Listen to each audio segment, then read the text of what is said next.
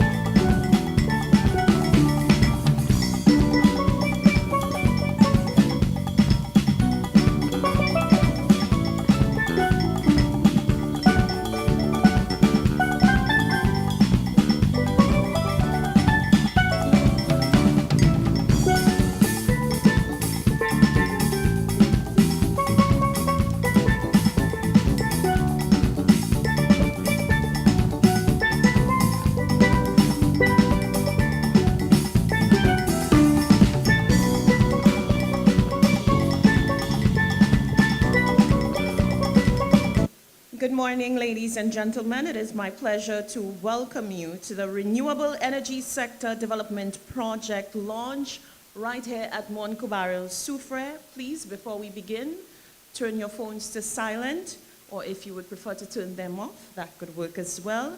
We will stand at this time for the playing of the national anthem.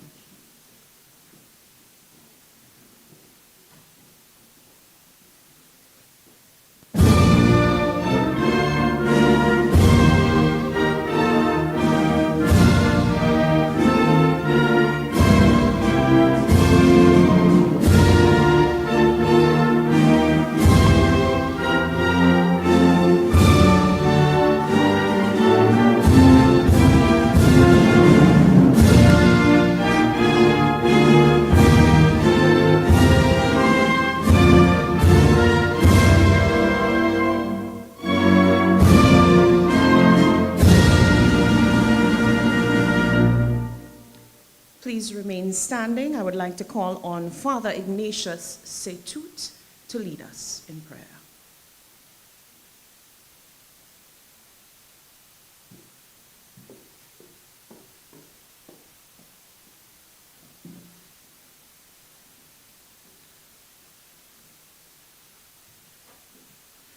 Thank you, Mrs. Lovely St. Amy Joseph. Good morning, everyone. Honorable Prime Minister, Honorable Ernest Hilaire, Honorable Emma Hippolyte, Honorable Bradley Felix, the visitors from the various agencies from overseas, and everyone here, we acknowledge you as we do this opening prayer and ask the Lord's blessings upon this project in collaboration with the government of St. Lucia and the overseas funding agencies. We ask God's blessings on all of you, upon your deliberations in the future, that this project may come to fruition. Let us pray. A reading from the letter of St. Paul to the Colossians, chapter 1. We do not cease praying for you and asking that you may be filled with the knowledge of his will, through all spiritual wisdom and understanding, to live in a manner worthy of the Lord, so as to be fully pleasing in every good work, bearing fruit and growing in the knowledge of God, strengthened with every power in accord with his glorious might, for all endurance and patience with joy, giving thanks to the Father, who has made you fit to share in the inheritance of the holy ones in light. He delivered us from the power of darkness and transferred us to the kingdom of his beloved Son, in whom we have redemption, the forgiveness of sins. And we give thanks to the Lord and invoke his holy name as we pray Psalm 106. Make known among the nations his deeds. Sing to him, sing his praise. Proclaim all his wondrous deeds. Glory to his holy name. Rejoice, O hearts, and seek the Lord. Look to the Lord in his strength. Seek to serve him constantly. Recall his wondrous deeds that he has wrought, his portents and the judgments he has uttered. He, the Lord, is our God through the earth, and all his judgments prevail. Let us pray. Blessed are you, O Lord, our God, creator of the universe. You have made all things good and given the earth for us to cultivate. Grant that we may always use created things gratefully and share your gifts with those in need, out of love for Christ our Lord. We pray for this launch of the project of the Renewable Energy Sector Development Project here in Soufriere, to be able to start or renew the geothermal energy in this town of Soufriere that will be beneficial for all of us. We pray, Lord, for the deliberations and all the discussions that will take place between the government of St. Lucia and the overseas counterparts, that, Lord, this project may be blessed. The employees, all those who will be working there, and that this project may come to a fruition. And today we ask your blessing upon this launch. Grant this through Christ our Lord.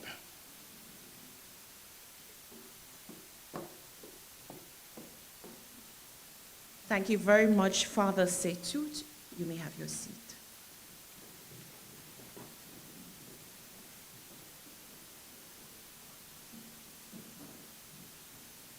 Again, let me welcome you all to Soufriere and to the project launch for the Renewable Energy Sector Development Project. Let me recognize the presence of the Honorable Prime Minister, Philip J. Pierre, Minister for Finance, Economic Development, the Youth Economy, and Minister for Justice and National Security. Welcome. Let me also recognize, we welcome the Honorable Alva Baptiste, Minister for External Affairs, International Trade, Civil Aviation, and Diaspora Affairs. The Honorable Stevenson King, Senior Minister and Minister for Infrastructure, Ports, Transport, Physical Development, and Urban Renewal. The Honorable Emma Hippolyte, Minister for Commerce, Manufacturing, Business Development, Cooperatives, and Consumer Affairs.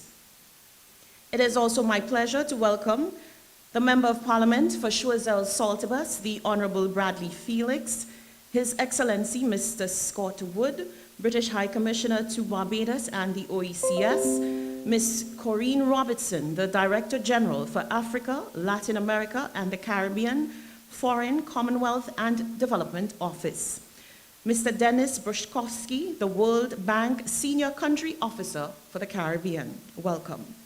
Mr. Ivor Daniel, the Permanent Secretary in the Department of Infrastructure, Ports, and Transport. All other Permanent Secretaries, Mr. Ernest Auger, the Chairman of the Soufriere Regional Development Foundation, Terence Gillard, the Chief Energy, Science, and Technology Officer, Ken Aldonza, Project Manager, all other specially invited guests, students, ladies, and gentlemen.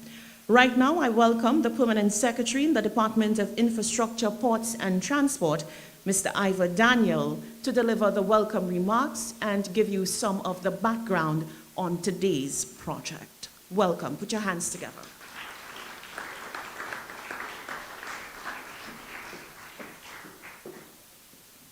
Thank you, Mrs. of Ceremony, Mrs. Lovely St. Amy Joseph.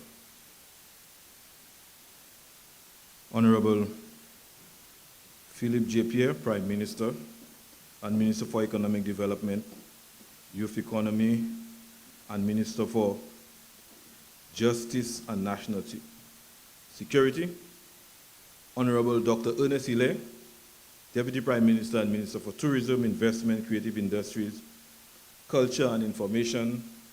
Honorable Emma Hippolyte, Minister of Commerce, Manufacturing, Business Development, Cooperatives, Consumer Affairs, and Parliamentary Representative for Soufriere, Font Saint-Jacques. Let me recognize perhaps any other members of Parliament. Honorable Bradley Felix, who is the Parliamentary Representative for Choiseul Saltibus. Our distinct invited guests, persons from the World Bank, Dennis Brushkovsky. Dennis, I did struggle with your name and trying to correct it, and in the sort of ensuring that it's pronounced properly. We need to recognize His Excellency Mr. Scott Featherstone Wood, British High Commissioner to Barbados and the OECS. The other British members of the team from the FCDO. Let me recognize the British High Commissioner, Ms. Sanderson, and other specially invited guests, ladies and gentlemen, fellow Permanent Secretary, Mr. Augustus Kadi, Mr. Sam Auger from the Soufriere Regional Development Foundation, specially invited guests, ladies and gentlemen, students, good morning. It's indeed my pleasure to welcome you to this event, the launch of a transformational project, our Renewable Energy Sector Development Project. It's been a long journey, and they said that a journey of 1,000 miles begins with one step. And it's a common Chinese proverb, and it teaches us that even the longest and most complex ventures have a starting point and must begin with the single step. And we see this as a single step to this bigger achievement, where we begin again to explore in St. Lucia and in this region our geothermal resources. The beginning of the renewable and the development of the Renewable Energy Sector Development Project, as it's called, started a while now. It actually transitioned from our geothermal resource development project. And at the time when this responsibility was assumed by myself as permanent secretary, it seemed like, not seamless, but a journey that would move from us having the feasibility studies, us having the environmental and social impact assessment, and with a very good task team leader at the World Bank, having identified the resources for us and telling us what the numbers are, we thought it was an easy transition.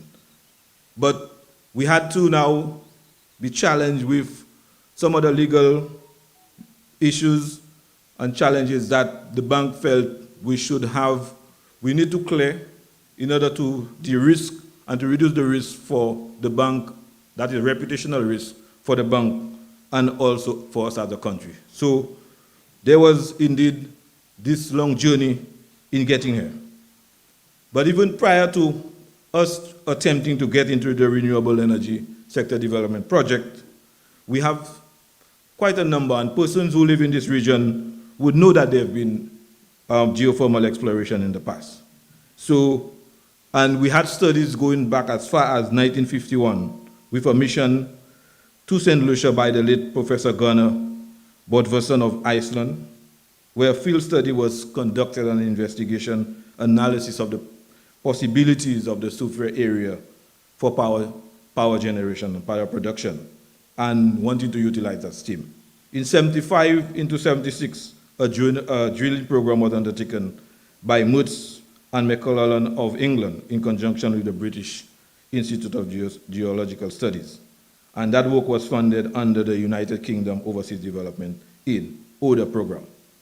In 87 to 88, the first deep exploration drilling program was undertaken. And that drilling program was funded by a grant from the USAID. And there was also a contingency replenishment fund from the UNDP. So there are quite a number of studies that have been undertaken and attempted in this region. And they are still from our own now assessment of the project. We know that they are wellheads, and I think Mr.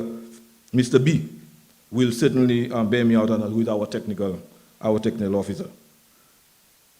So how did we stick to this? A tough task team leader in one, Megan Mayer from the World Bank. This lady didn't give up. And she pushed us very hard along with her team. Nia Muki, who is currently our task team leader, and the other support legal persons within the World Bank. And those persons really kept us going, because in renewable energy, if you attend a conference and other countries are boasting of what they're doing in renewable energy, St. Lucia, we always had this void. And because in the development stage, we can speak of other projects that we are going, but we really didn't get to the one that can give us the base load, that is geothermal exploration. So the bank has identified the funding, and the funding is important, and it is an achievement, because geothermal exploration is a very risky matter, and it's one that agencies and the private sector see as very risky. You're drilling way down into the core of the earth, but you now have to spend quite a bit of money to do this. So who wants to take the risk? So thanks to the World Bank, they've identified the funding and help us to financially de-risk this project. And the funding that is now available under this project with the management of the World Bank is $21.8 million US.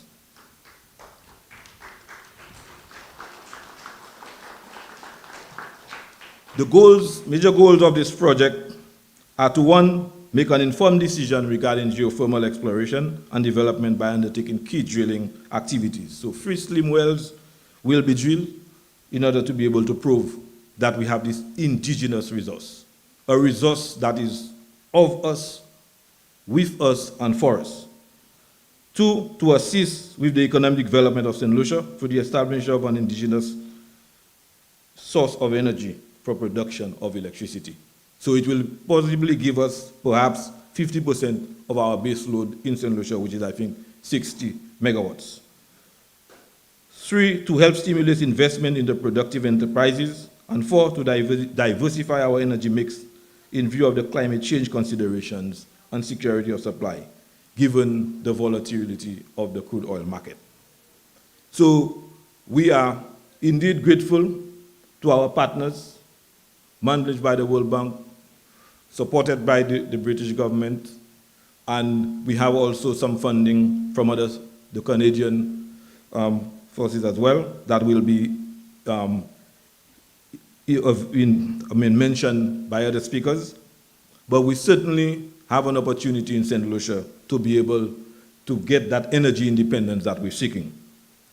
We expected today to have on display perhaps 2 booths that would have given you a bit of information on this renewable energy sector development project, as well as the experience of Dominica. So if we do not share it with you today, we're hoping that you will see it on NTN, because Dominica, I must tell you, St. Lucia is not alone. Dominica is pursuing it.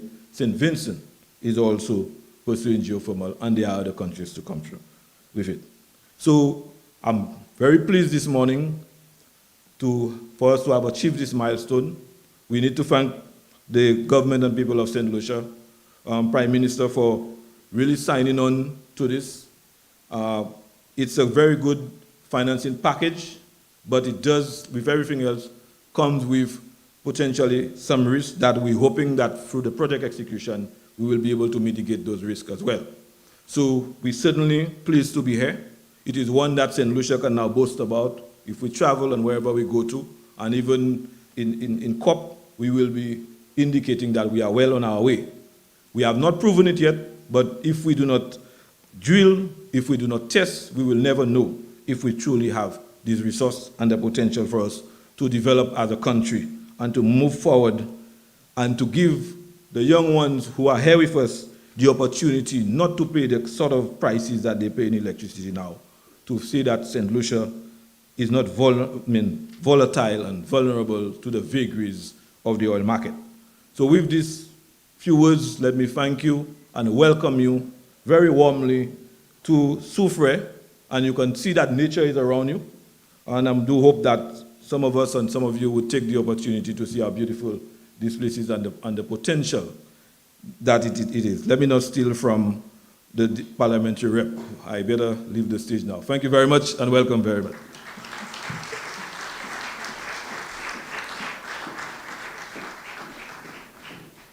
Ladies and gentlemen, I think we can do better than that. These are exciting times. Put your hands together for the team and all of the work that they have accomplished thus far. It is my extreme pleasure to welcome our next speaker. Of course, I am a bit biased. It is the chairman of the Soufriere Regional Development Foundation, Mr. Ernest Auger. Put your hands together for Mr. Auger.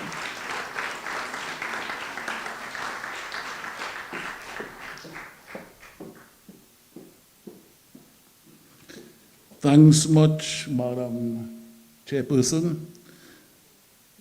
Please allow me to adopt the protocol list that has already been established, pretty long indeed, and some of the names will challenge me. However, I do recognize our Prime Minister, Honorable Philip Pierre, Deputy, and our District Rep, the team from the World Bank, and the team from the High Commissioner. Welcome to God's part of St. Lucia. Welcome. Please permit me to state from the onset that we recognize the urgent need for alternate source of energy. Occurrences over the recent past have thrown into very sharp focus the dire need for transitioning our traditional source of energy to a more efficient, a more reliable, a more eco-friendly and sustainable source. We are all too conscious of the impact and reliance on fossil fuels. The stark reality hits us in the face in an even more alarming rate in recent times. Our small economies have been consumed in almost every aspect of the negativity associated with fossil fuel, its emissions throughout the region and in St. Lucia also.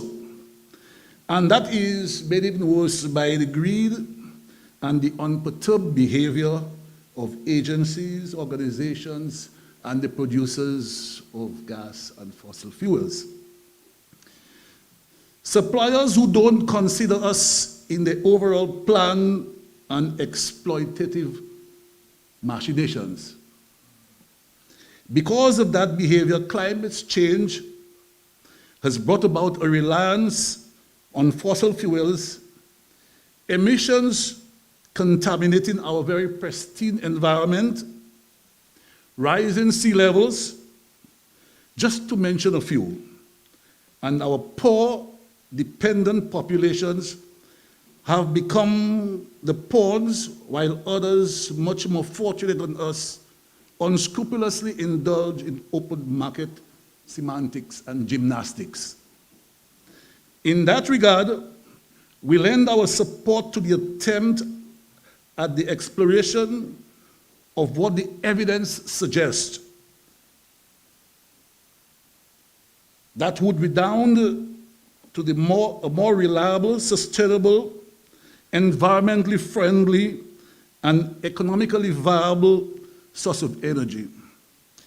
We are conscious also that this technology comes with its fair share of challenges. And so we strongly urge the necessitation of instruments like the EIA, the ESIA, in this consideration. We urge consultation with the local population, for we will be operating in an environmentally sensitive zone. We need to pay cognizance to the fact that you will be operating in an area which has been considered a World Heritage Zone. And that has its implications for development in this country.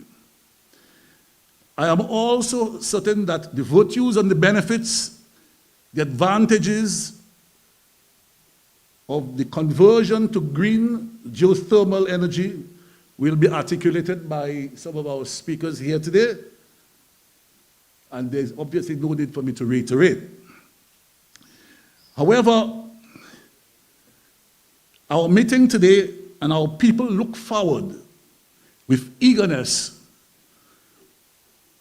at this transformation and the life-changing benefits that accrue. And in according to Julian Zeliger, there is a fierce urgency of now. It has to be done now. Thank you.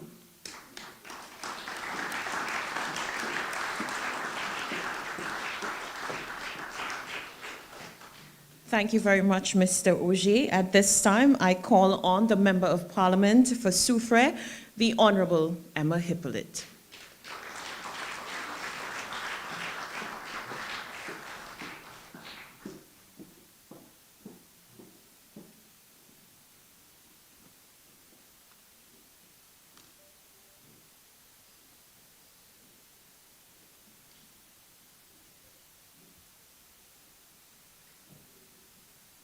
Honorable Prime Minister, Honorable Philip G. Pierre, Honorable Dr. Ernest Auger, Deputy Prime Minister.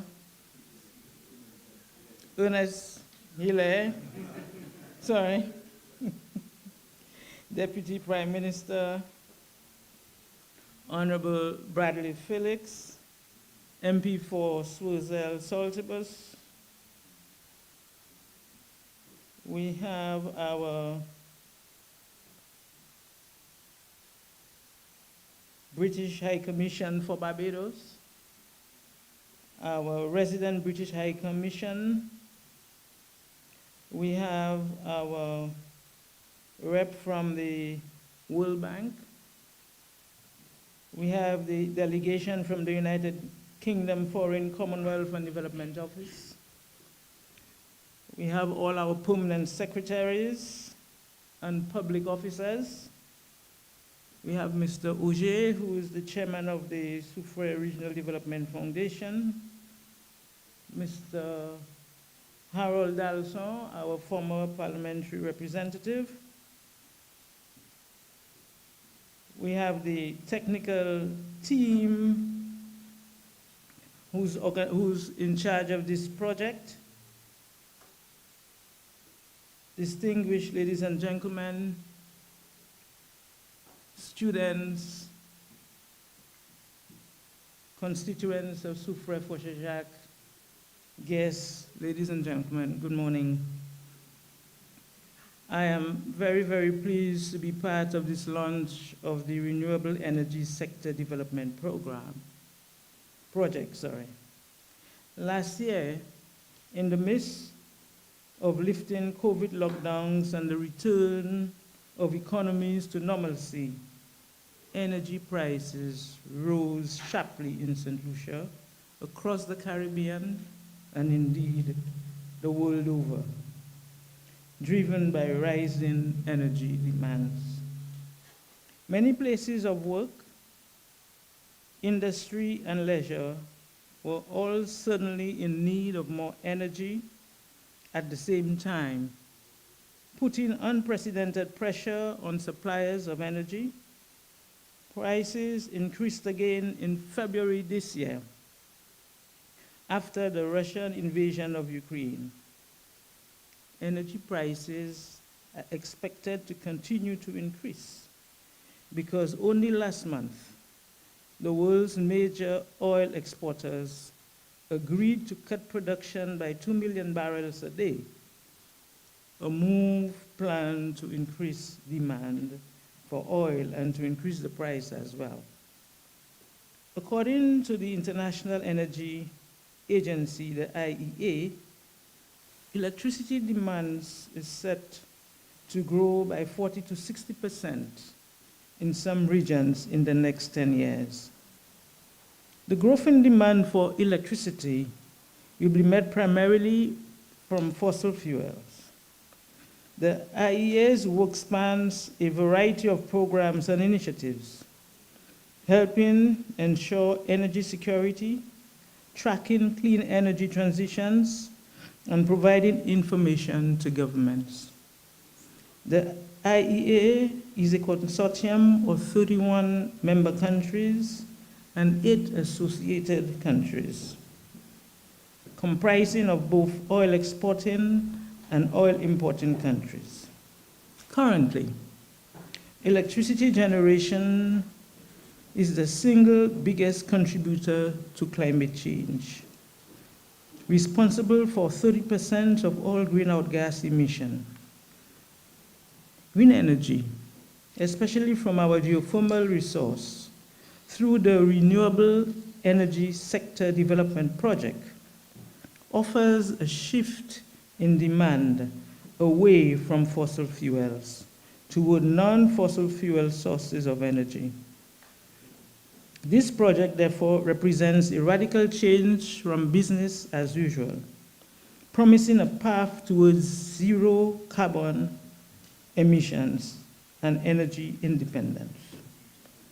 Geothermal, wind, and solar power generation is expanding around the globe at record rates, allowing more people to get their electricity from clean, renewable sources than ever before.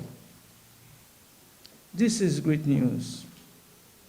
The investment in renewable energy will help accelerate the transition from fossil fuel to a future of reliable and affordable carbon-free electricity. This would be an incredible achievement, and the most important step for all of us is to support this renewable energy sector development project. With clean electricity, we can do more than light our homes and power Lucilex grid. There are challenges ahead as we aim to do more, not less. The first challenge is to unlock a source of carbon-free energy to help power the other sectors of the economy as well. The sector that produces the other 70% of greenhouse gas emissions, including transportation, buildings, and manufacturing. Let us think and dream of electric cars and buses, emission-free cooling systems in our homes and businesses, and energy-intensive factories using clean and green power to make their products. The second challenge is probably less obvious and more difficult. We need big breakthroughs in technologies that will allow us to supply the Lucilex grid with clean energy even during windless days, cloudy weathers, and nighttime. The normal practice is to back up renewable sources with fossil fuels that can quickly and reliably provide power when it is needed. To reach zero carbon emissions, however, we need to find a way to use more clean energy sources as a backup. While I dream for a miraculous solution to this problem, there is not one right now. What will be required in the years ahead is a diverse and flexible mix of energy solutions to support a future for renewable energy generation to meet our needs. Some of these solutions already exist. Others will require more innovation. The solutions we need for the transition to clean electricity include 1, energy storage systems, and 2, the sun and the wind, 2 incredible energy sources, finding ways to store that energy to use after the sun sets and the wind stops blowing are big challenges we need to solve. We do have ways to store energy for a matter of hours, like lithium batteries that are becoming cheaper every year. Let us all answer the call and make the commitment to a carbon-free power system. Because of the enormous outlay of investment required to build a geothermal power plant, green energy comes at a high price and takes time. In the interim, we must do all in our power to practice energy efficiency. It is in this context that we must view the launch of this project today. I want to mention 3 areas of direct benefit to our people in Soufriere and Soufriere. 1, temporary employment. 2, geothermal direct use. And 3, gender consideration. In the area of temporary employment, the project will provide short-term construction, employment for residents during the civil and drilling works. The workers on the project may need homes in the vicinity of the project area to live while drilling. Therefore, there may be need for rented homes in the vicinity of the project. There may also be opportunities for caterers and restaurants to provide meals. For geothermal direct use, there are many opportunities that can be harnessed by citizens from the direct use of geothermal energy. Worldwide, geothermal energy is used as industrial process steam, in space heating and cooling, especially as well in agro-processing, greenhouse control, climate control, geothermal parks, spas, saunas, among others. In the area of gender consideration, an MOU between the Department of Infrastructure and the Soufriere Louis Community College to provide women with educational programs, training and employment apprenticeship opportunities in electrical and or mechanical engineering field and preparing them to obtain technical jobs in the energy sector. I do acknowledge that geothermal exploration and development is an acknowledged high-risk investment. And two, the risk in geothermal development is the uncertainty associated with a natural source that cannot readily be observed or characterized without relatively large expenditure for drilling. I have been informed that this particular phase of the project, phase 2, which is the drilling of slim hole wells, has an allocation of US $21 million. I've also been informed that an estimated level of investment up to plant commissioning for a 30 megawatt geothermal plant in St. Lucia has shown, one, production drilling and the steam gathering system requires a level of investment of US $65 million. And two, power plant consideration and interconnection requires an additional investment of US $80 million. These levels of investment augurs well for the South. We're hearing large numbers, but you know, I am one who believes that where there is a will, there is a way. So I call on all to embrace this project and pray God's blessings upon it. In closing, let me invite our visitors here to take a moment to find time during your stay to visit the most beautiful place on earth, Soufriere and St. Lucia. Ladies and gentlemen, let me thank the World Bank, the government of St. Lucia, our Prime Minister, and the staff of the Ministry of Infrastructure for bringing us this stage. And let us all pray that we can move from this stage to a stage where this project is successful. Together, let us transform St. Lucia, and may God guide us on this very important journey. I thank you.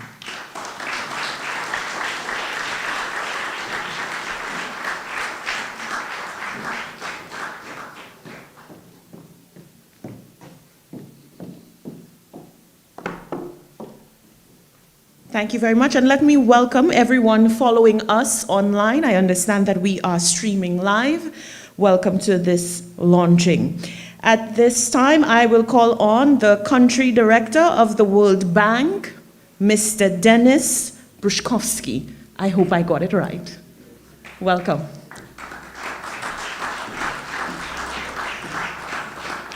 Thank you very much. Honorable Prime Minister Pierre, Minister King, Minister Millet, Minister Edward, Honorable Minister Baptiste, Honorable Minister Hippolyte, Excellency, President Woods, and Mr. Robertson. Let me begin by thanking the government of St. Lucia for organizing the launch of the Renewable Energy Sector Development Project and for inviting the World Bank. It is my honor to be here and mark the start of a project which is a true testament of a partnership between St. Lucia, the World Bank, the United Kingdom Foreign Commonwealth Development Office, the Climate Investment Funds, Canadian Clean Energy and Forest Facility, and the Energy Sector Management Assistance Program. I would like to thank our esteemed partners for their generous support. You can see St. Lucia is loved truly by many organizations. Thank you. The project presents a great opportunity to redefine the clean energy transition of the country. St. Lucia, like other countries in the region, is highly dependent on imported, expensive fuels, fossil fuel, to meet the energy requirements, despite being endowed with considerable renewable energy potential. The unstable and high cost of electricity is a significant impediment to investment and hinders the country's competitiveness and burdens consumers, especially the poor. Through this geothermal exploration drilling project, together, we hope to change the energy sector landscape for St. Lucia to provide affordable, clean, and resilient energy for its people. Securing clean and resilient energy will also help achieve the green economic recovery in line with St. Lucia's economic recovery and resilience plan. Moreover, a reduction in fossil fuels for power generation will address local environmental impacts and climate change, recognizing that St. Lucia's contribution to global emissions is negligible. To date, despite numerous efforts, progress on renewable energy development has been slow. This is mainly due to fragmented initiatives and a range of policy, regulatory, technical, and geographical challenges, such as high exposure and vulnerability to weather events, small-scale and isolated power systems, uneven progress on policy and regulatory front, limited and costly access to finance, and having grids that are unprepared for renewable energy integration. But if found, geothermal energy can be a game changer for the country, as it would provide a clean and affordable baseload generation. The World Bank is proud to be partnering with St. Lucia in this important journey from the early stages with the previous geothermal resource development project, which identified and carried out a surface exploration campaign. Now, with the Renewable Energy Sector Development Project that we launched today, concessional funds will be utilized to de-risk the exploration drilling to facilitate private sector investment for geothermal power development. Additionally, there's another component of the project that will provide technical assistance to improve the government's readiness to negotiate a successful concession agreement. In Latin America and the Caribbean, the World Bank has been working closely over the past 10 years with public and private stakeholders to facilitate expanded geothermal development. We have been encouraging new, innovative geothermal resource risk mitigation approaches for early stage development, with the hope they might help leverage more financing and be replicated throughout the region. Apart from geothermal, we have been proud partners with the government of St. Lucia in the regional engagement that demonstrated the use of commercial-scale photovoltaic systems through a pilot project that has paved the way for scaling them up throughout the region. This includes the program for rooftop solar systems that is helping powering the Owen King Hospital in St. Lucia. The World Bank Group is firmly committed to helping the country and the Caribbean states transition to a more resilient, sustainable, and inclusive economic recovery from the pandemic by developing their vast renewable energy potential and enabling private sector investments. Our programs cover the whole value chain of renewable energy development, including resource mapping, system planning, de-risking of the sector and of individual projects, development of regional approaches, innovative financing, and public-private partnership and technical assistance. In line with this approach, the World Bank is currently working with the Eastern Caribbean Central Bank to develop a renewable energy regional facility founded on innovative financing mechanisms that will crowd in investors. This approach will combine both renewable energy and energy efficiency financing at scale for the region, along with technical assistance and capacity building services tailored to support successful transactions. On this note, I'm confident that we will continue and deepen our partnership on the energy sector priorities, and we look forward to working together for a successful implementation of this project and then move forward. Thank you very much.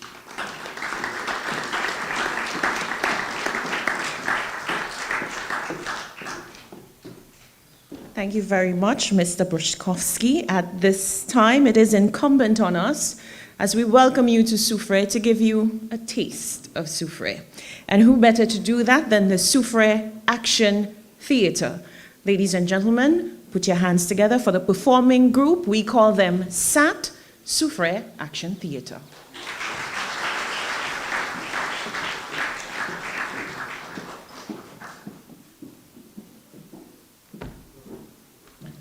Bonjour tout le monde qui est assemblé ici aujourd'hui.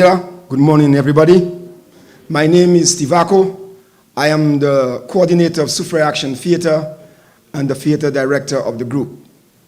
This morning, based on our discussion with Mr. Chester Alexander and our own little research, we have put together this piece using St. Lucia cultural forms. So sit back, relax, and enjoy.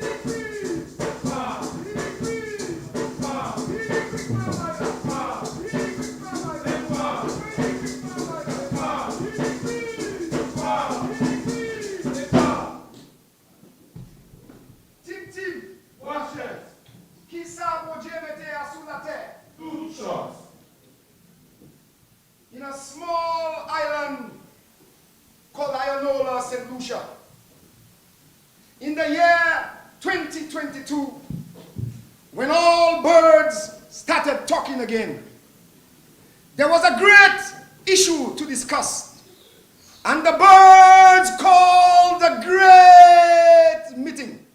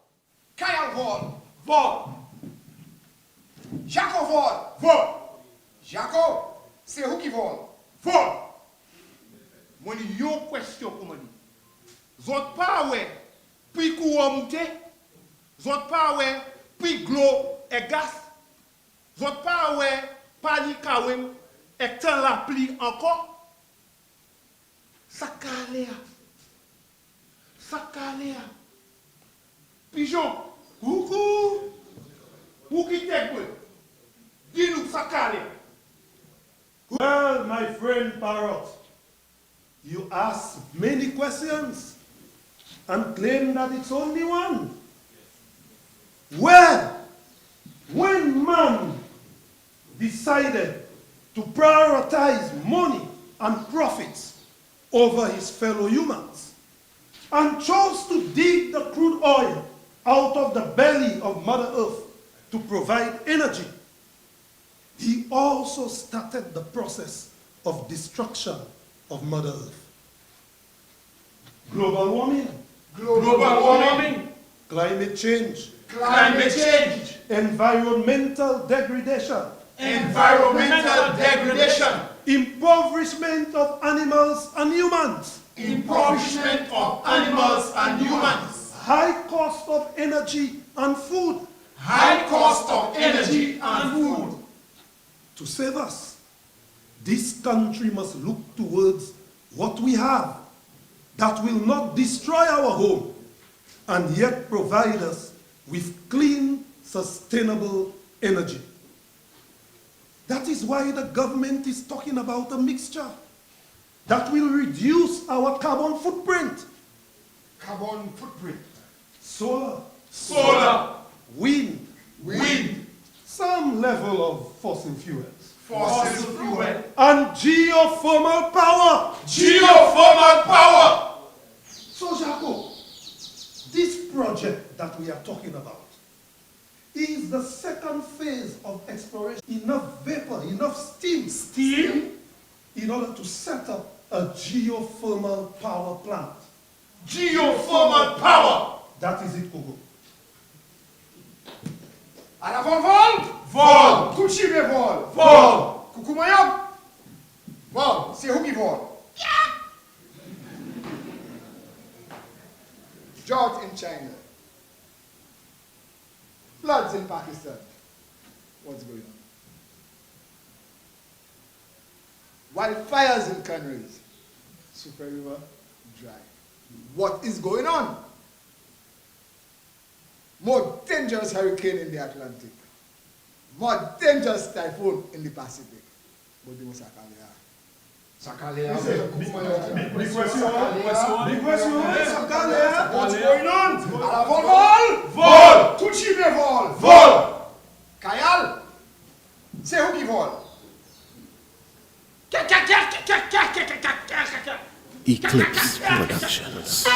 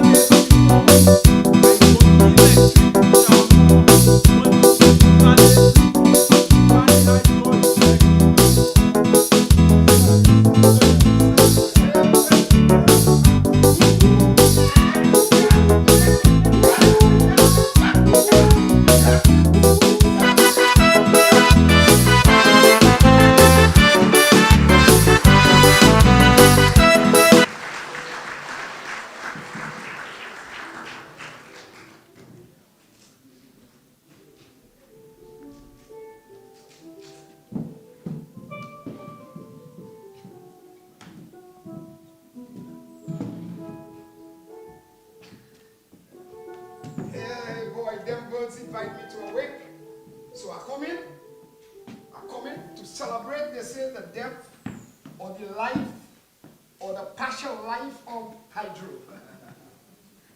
Hello. Moi, c'est comparing à ouais. Moi, porter petit bouteille comparing. D'accord. Moi, je voulais quoi qui vous porter ça, yo ka boire. Oui. Vous voulez quoi qui ça? Eh bien, n'a cassé tête li. Oui.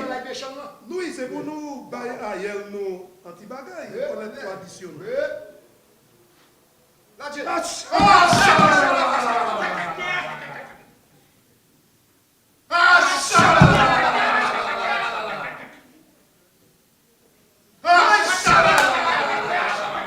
Pues ça ailleurs.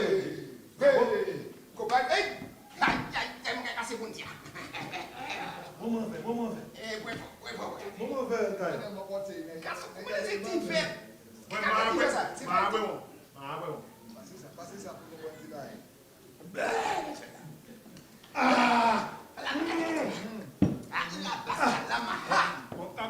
Ça va avec maman. Trente ta sala. Ça va avec maman. Pièce tigibier. Pas ça pour ça. Bon, monsieur. Nous venons faire laver copain hydroélectrique.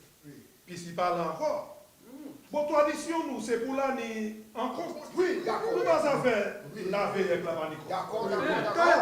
Vous qui sombre. Là, j'encore.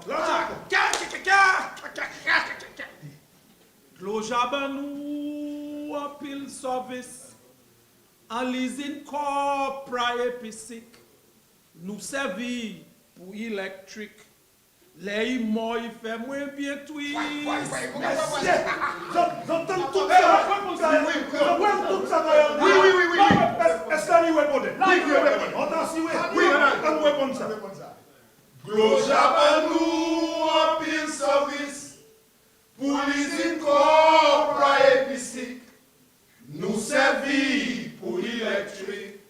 Les morts, il fait nous maîtrise. Glojabanou apil service en leasing corps épicique. Nous servis pour l'électrique. Les morts, il fait nous bien twist. Est-ce qu'on y répond? Nous allons répondre. Glojabanou apil service pour les corps épiciques. Nous servis pour l'électrique. Les morts, il fait nous maîtrise. Hey, Kaya. Hey, vous dites pas Kaya. Mais, tout ça pour ça. Tout ça pour ça. La question c'est, what is happening? Or, where is going to happen? Mi question. Mi question. And where it's going to happen? Mi question. I've heard about phase 1 geothermal power exploration. Now I'm hearing about a phase 2. Please explain phase 2. Barrow, you are just a dumb bird. You don't listen. That is what I spoke about earlier. And you did not understand. The first phase told us that there is steam in the belly of Mother Earth. La ni vapeur bataire, nous savons ça. But we don't know how much. This new phase is to determine whether there is enough steam to build a geothermal power plant. Geothermal? Yes, geothermal power plant.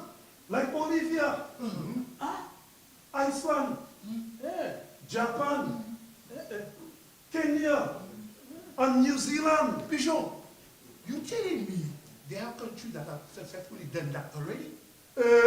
But il va canter. Puisque m'a dit ça, c'est vraiment chaud. Moi, on va finir train tractor ça. Mon monsieur, dis-moi qui côté projet geothermal power ça à propos. Belle question. Belle question. Moi, tellement trois côtés projet ça à propos. Trois côtés? Oui. Trois places côté ça à propos. Un Saltibis, un Soiseil, et Fonché-Jacques, et Belle-Plaine, un Soufriere. Belle-Plaine? That's what we Belle-Plaine? Ça me dit, ah. That's the way to tell me, the way, quand il est examiné maintenant. Et là, c'est pour faire, moi, je vais venir prêter pour faire pour Joyo. Il va dire ça. This parrot, he just never gets it right. The government is not just going. La petite yo, they will compensate you. Nakuto, Gouvernement qui paye pour dawe. Oh, yo qui paye pour délaner ou pas qu'il ça servite là. Et puis si yo joignent assez vapeur en batteur là, yo qui vier venir faire négocier pour acheter terre. Moi t'en ça me dit. Moi t'en ça aussi. Ça a sonné bien. Ça a sonné bien. Mais question c'est combien de temps yo qui poser Mi question. Oui, dis répondre ça. Question beaucoup. Oui, dis répondre ça. Moi même quand pour train tractor là ça. Oui. All the drill wells, they will be slim. Lands will be leased for just 2 years. No compulsory acquisition of any land. Why, Kaya? Tu connais plus mal ça. Kaya, comment toute information ça? Moi c'est d'habitude tout pas. C'est bien bonne maison. Ah, bon, merci à ça lui répondre. Oui, 0.3 acres. All the drill wells, they will be slim. Land will be leased for just 2 years. No compulsory acquisition of any land. Drill wells will be. Put it on acres. Put it on all the drill wells, they just 2 years. Drill sites will be 0.3 acres. All the drill wells, they will be slim. Land will be leased for just 2 years. No compulsory acquisition of any land. No acquisition. Oui, bon, messieurs. Pourquoi acquisition ça? Bon, t'allez, Oui, quel garçon, tracteur ça? fini par ça. Ah. Bon, vous C'est savez ça. ça, tout le monde peut bouteille ça. Mon père, hydroélectrique. Pas ça dit, nous va aller en bon la vie. Ça fait ça. Ouais. Mwen talep sa fe zepye. Pourquoi vous ça capitez mal? Oui. Bon, nous allons aller, nous allons aller, nous allons aller. Nous allons aller.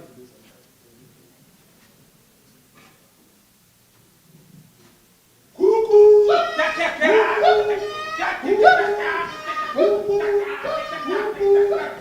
Coucou! Ma quittez Morne Coubaril ça va.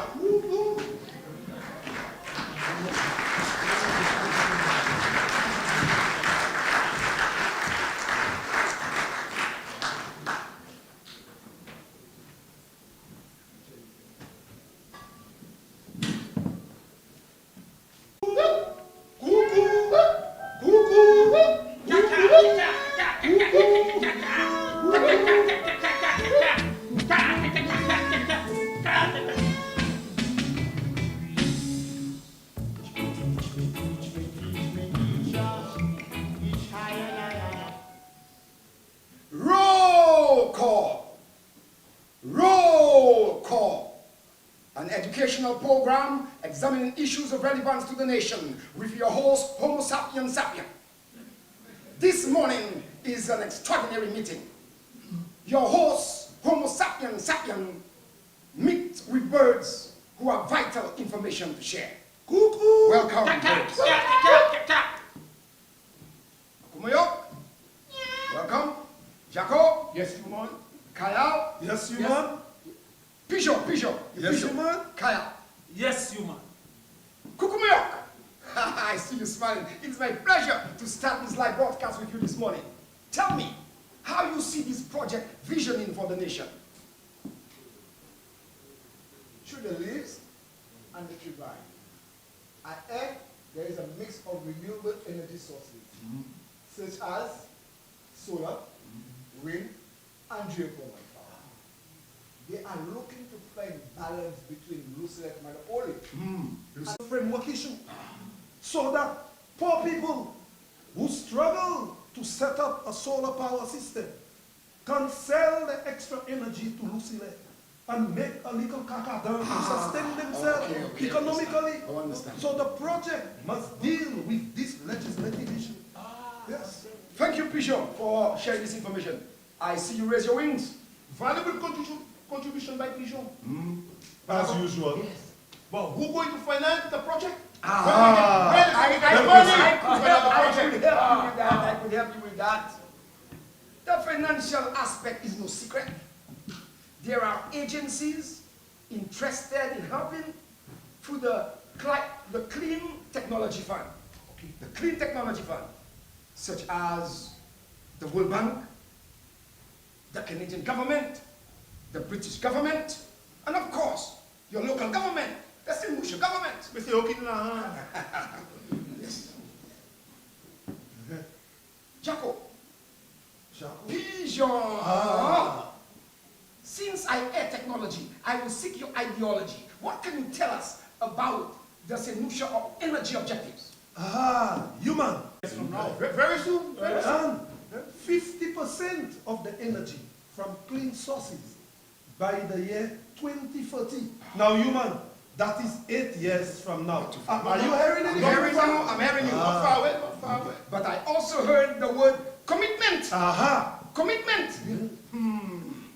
Kyle, I see you at rest in your nest, feeling comfortable from the west. Tell me, what's close to your chest? How will this, what are the concerns of the communities targeted for this project? Kyle is excited. Excited, always excited. Noise level monitored constantly to international standards. All grievances will be addressed from all the drilling sites. A desk at the foundation for your attention. Check them by letter or email. Geothermal energy. Regular meetings they will have. Geothermal energy. Regular meetings they will have. Geothermal energy. Let me tell you what they'll do Geothermal energy. to allay all your fears. Geothermal energy. They will meet with the people. People affected people. All the time, all the time. That is it. But they had the hot train tractor, sir.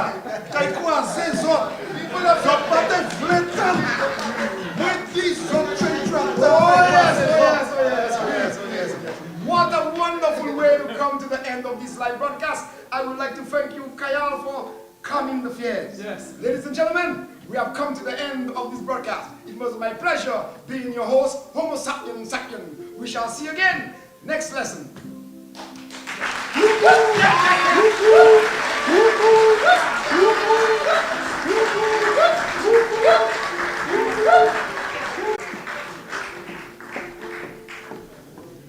Well, I did tell you that you were getting a taste of Soufriere and all that Soufriere has to offer. I can tell that our partners certainly enjoyed that cultural performance. Put your hands together once again for the Soufriere Action Theatre SAT. I think that was a much needed interlude. At this point, it is my pleasure to call on the Director General for Africa, Latin America, and the Caribbean, Miss Corinne Robertson.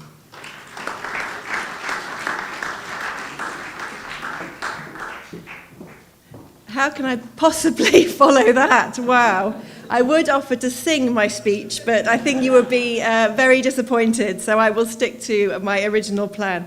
But thank you, Honourable Prime Minister Pierre, Honourable Deputy Prime Minister, Honourable Ministers and Members of Parliament, Mr. Boszkowski, Denis Boszkowski from the World Bank, representatives of beautiful Soufriere, ministries, Sir Arthur Lewis Community College, all the fabulous students who have been sitting patiently at the back, and ladies and gentlemen, it's an enormous pleasure for me, on behalf of myself and my colleagues, to be here this morning and to be part of this wonderful event. As you heard, I'm Corinne Robertson. I'm the Director General in our Ministry of Foreign Affairs, Commonwealth and Development, responsible for Latin America, the Caribbean, as well as Africa. And this is my first visit to St. Lucia. I've had a very full programme so far, enjoying the beauties that your country has to offer. Yesterday with the Ministry of External Affairs and also with the Organisation of Eastern Caribbean States.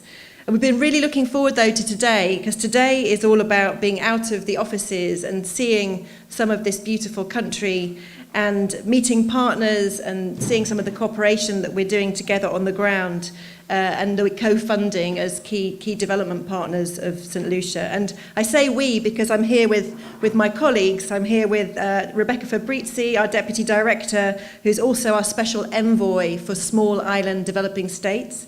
I'm here with our Development Director for the Caribbean, Malcolm Gear, over here, and his team, who are responsible for the UK support to this fabulous project, the Renewable Energy Sector Development Project that's being launched today, as well as other partnerships that we have here in St. Lucia and in the region.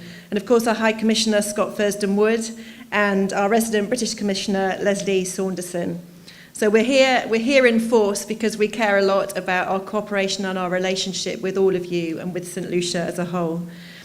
And Honourable Prime Minister, from what our resident Commissioner has been telling me, I think we should have arrived a few days earlier. I understand we missed the celebrations for, am I pronouncing this right, Journée Kwayol, which sounds like it was a fabulous party. I've seen the pictures, the images of the celebration that you had, and especially it looked so colourful and joyful after the interruption of the pandemic. And I know, and I can see from the performance behind me, what a vibrant culture and party spirit that you have here in St. Lucia, and we're very proud to be able to join you today as part of that.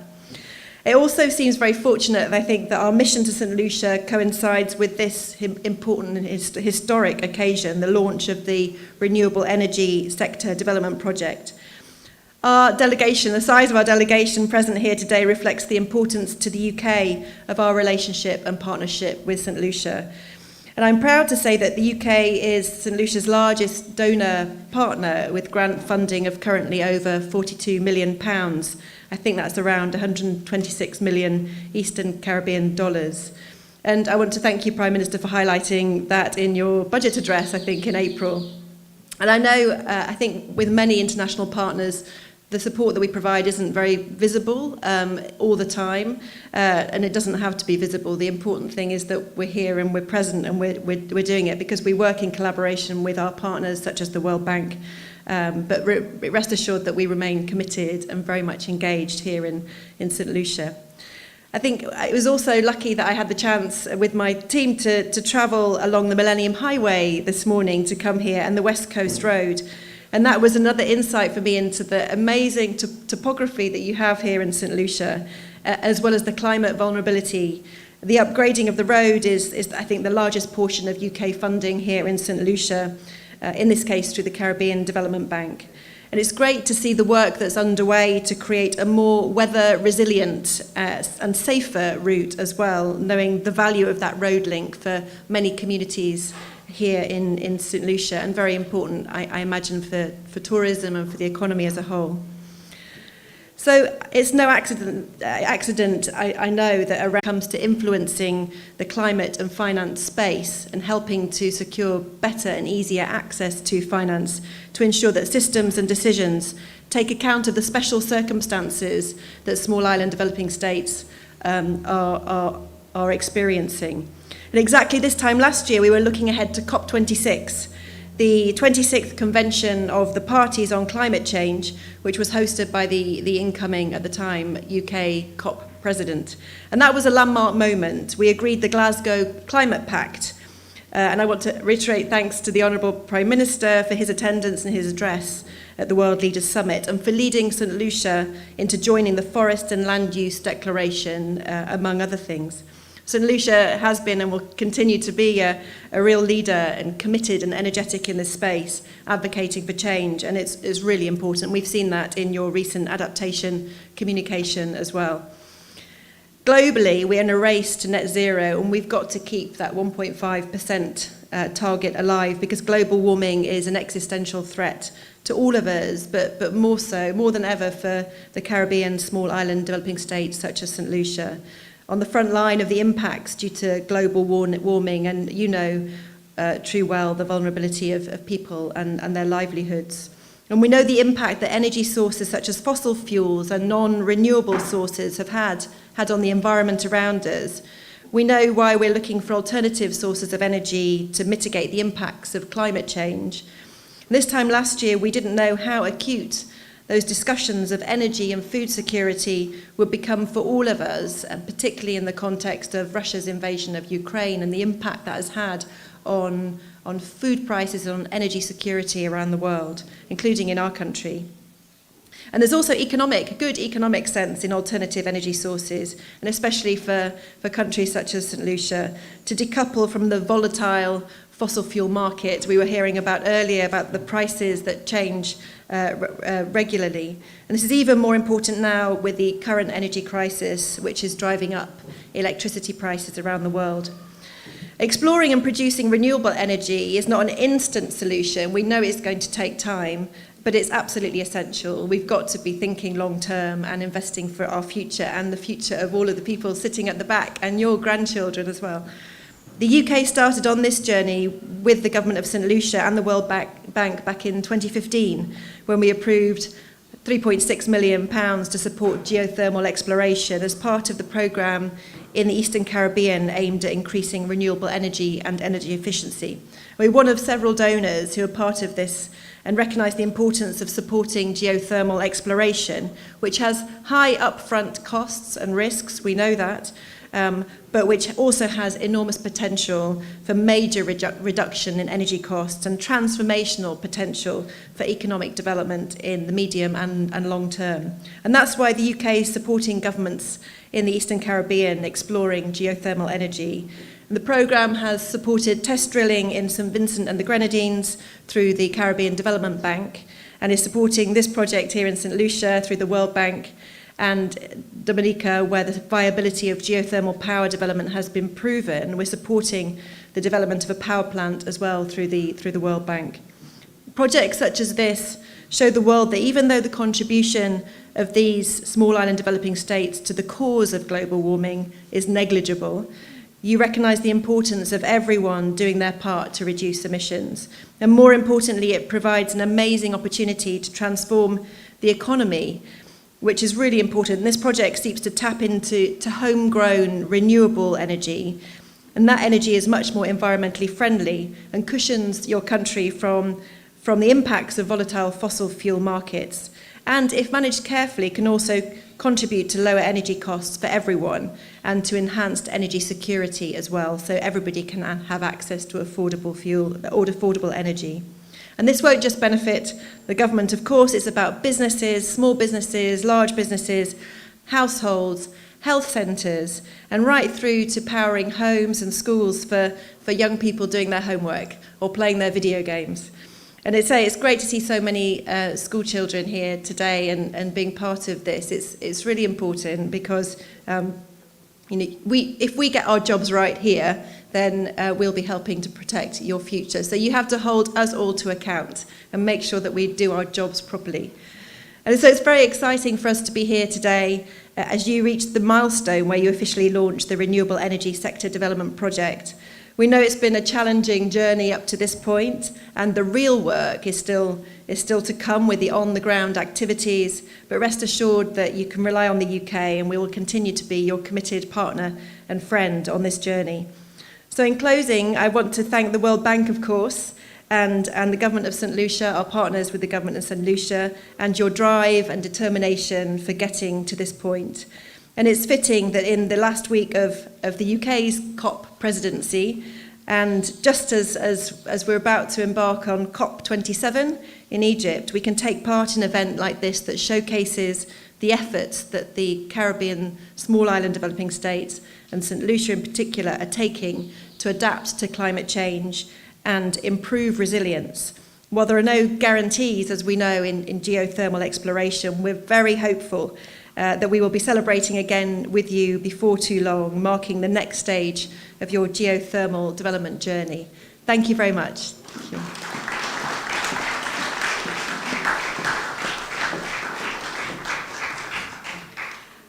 Thank you very much. At this point, it is my pleasure to call on the Honourable Stephenson King to the podium. He is the Senior Minister and the Minister with responsibility for infrastructure, ports, transport, physical development, and urban renewal. Welcome, the Honourable Stephenson King.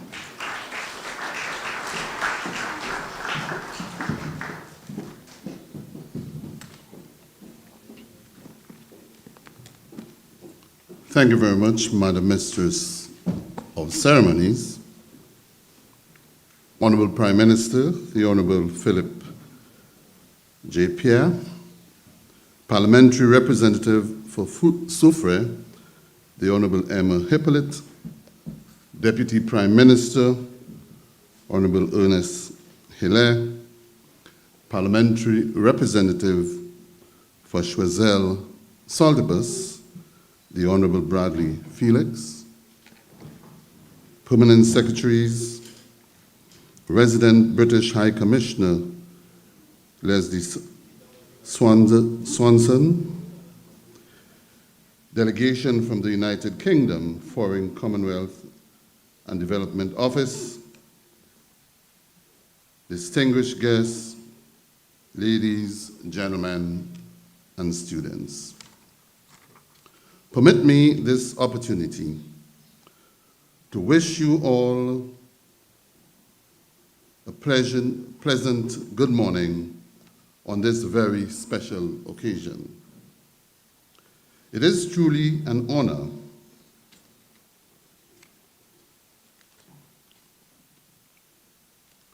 to be here this morning as we launch the Renewable Energy Sector Development Project, the RESDP, as it is called.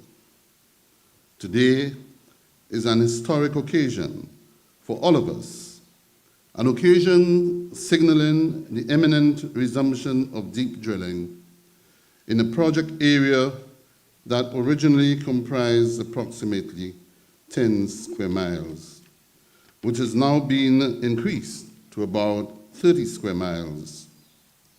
Some of us may recall the last deep drilling campaign that was initiated in Soufriere during the period 1987-1988.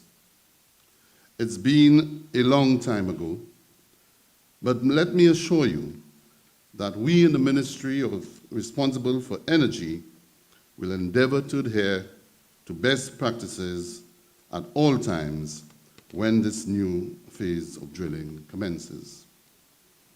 The project to be undertaken comprises 2 phases of geothermal exploration activities, preparation and implementation.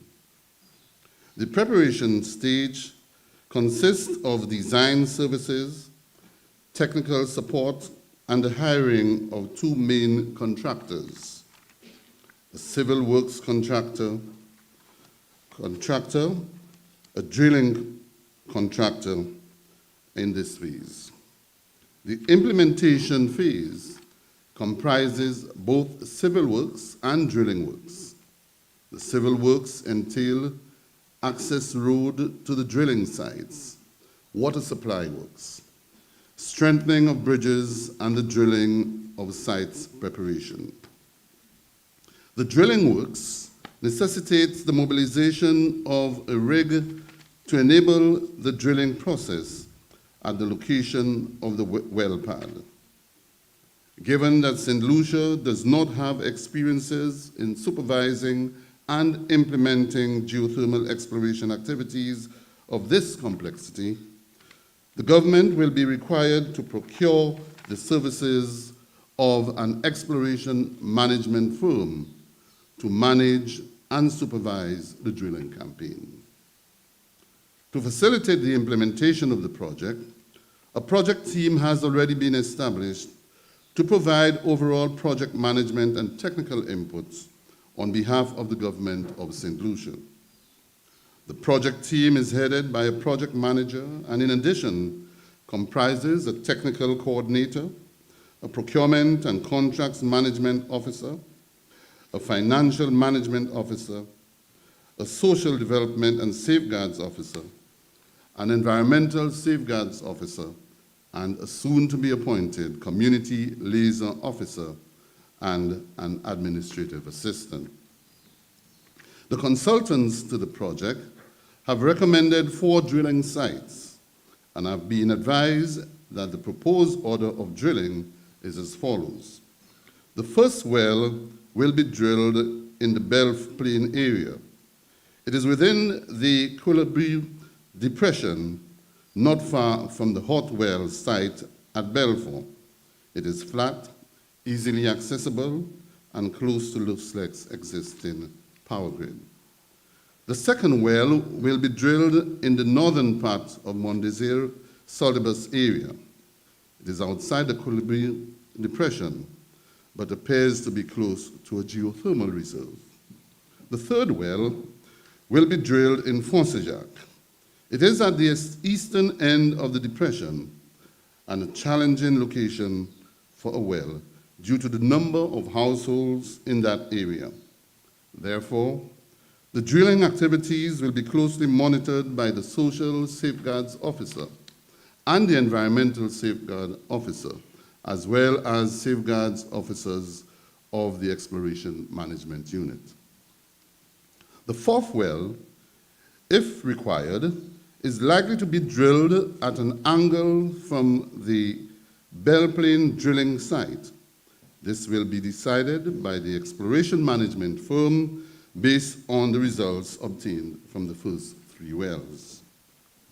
As a government, we see it fit to pursue these initiatives in the context of energy independence and energy security, as it relates to escalating price hikes of petroleum products in the world market. We have absolutely no control over these escalating prices, as they're driven by external forces beyond our control. St. Lucia, as a small island developing nation, has no evidence of any oil reserves, and we do not produce petroleum products. However, What we do have is a geothermal resource, wind, and of course the sun, solar.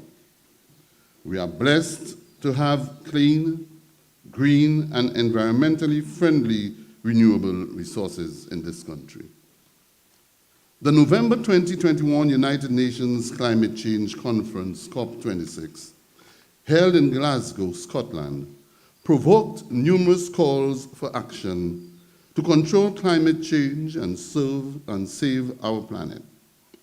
At that conference, countries were asked to come forward with reduction targets for greenhouse gas emissions, influencing 70% of the world's economy to commit to achieving net zero emissions. In the wake of the conference, some countries are already taking decisive action. The conclusions from the conference highlighted the need to accelerate the deployment of clean energy for power generation as well. Therefore, we as a responsible nation must take decisive action in adherence to the Paris Agreement.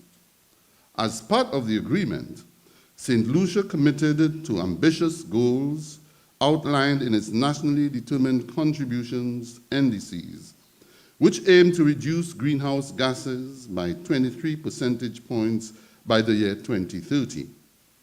St. Lucia's NDCs provide for very ambitious energy interventions, notably in the power, building and transport sectors, in an endeavor at deriving key emissions reduction opportunities. This complements our National Energy Transition Strategy, NETS, and the Integrated Resource Plan. Based on the NETS, the planned electricity sector reforms, the development of the Renewable Energy Sector Development Project, and other sustainable energy technologies, both government and the private sector will be expected to contribute to support the energy transition. We need to work to get towards an equitable, clean energy future, not only for ourselves, but for our children and our children's children. We want to make sure that we can enjoy energy independence, energy resilience, and stable, cheaper energy for every household and every commercial entity in St. Lucia. With these established ambitions, we are proud to be at the forefront of the development of renewable energy technologies to accelerate the decarbonization of our electricity system and hence promote and secure access to clean energy. Very soon, some of the leading firms in the geothermal business will submit proposals to manage and supervise the drilling campaign. Many have worked in the Caribbean, right here in St. Lucia, in Dominica, and in St. Vincent. We have been able to attract some of the best talents, and we will engage one of the best talents in the geothermal industry to supervise the drilling campaign and the well testing if we encounter steam. The exploration of any geothermal resource can be a risky undertaking. There is the resource risk as well as the financial risk, which calls for some form of risk management. To address any potential risk, the World Bank has structured a financial package of US $21.862 million and has secured 5 sources of funding. 1, a US $3.383 million from the International Development Association, IDA. Credit to mainly finance drilling infrastructure and the project implementation team.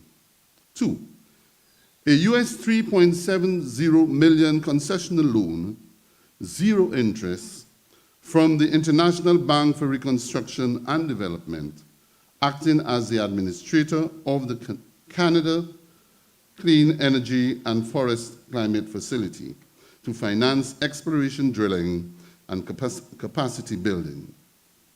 3, a US $4.2 million grant from the United Kingdom's Foreign, Commonwealth and Development Office to finance the technical and management services of an exploration management consultant. 4, a US $8.572 million contingency recovery grant from the Clean Technology Fund.